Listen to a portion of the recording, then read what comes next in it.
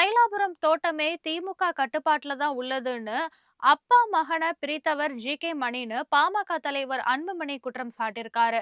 மாமல்லபுரத்துல நடைபெற்ற பாமக நிர்வாகிகள் கூட்டத்துல பேசிய அக்கட்சி தலைவர் அன்புமணி, பாமக இடம்பெறும் மெகா கூட்டணி விரைவிலேயே அமைய உள்ளதால சட்டசபை தேர்தல்ல திமுக படுதோல்வி அடையும் இது உறுதின்னு கூறினாரு.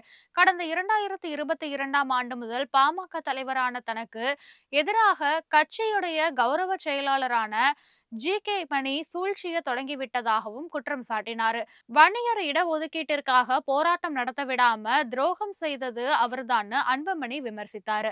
இதுவரைக்கும் வன்னியர்களையும் பட்டியலின மக்களையும் ஒன்று சேர விடாமல் தடுத்த திமுக தற்போது பாமகவுக்குள்ளேயே குழப்பத்தை ஏற்படுத்தி வருது அப்படின்னு குற்றம் சாட்டினாரு. பாமக நிறுவனர் ராமதாஸ் இருக்கும் தைலாபுரம் தோட்டத்தையே திமுக கைப்பற்றிடுச்சு அப்படின்னும், திமுக கைகூலிகளும் துரோகிகளும் தினம் ஒரு பொய்ய சொல்லி அவரை ஏமாற்றுவதாகவும் கண்டனம் தெரிவிச்சாரு. அடுத்த 3 மாதங்கள்ல பலரும் சிறைக்கு செல்வார்கள். யார் யார் என்பதை இப்போதைக்கு சொல்ல முடியாதுன்னு அன்புமணி அப்போது கூறினாரு.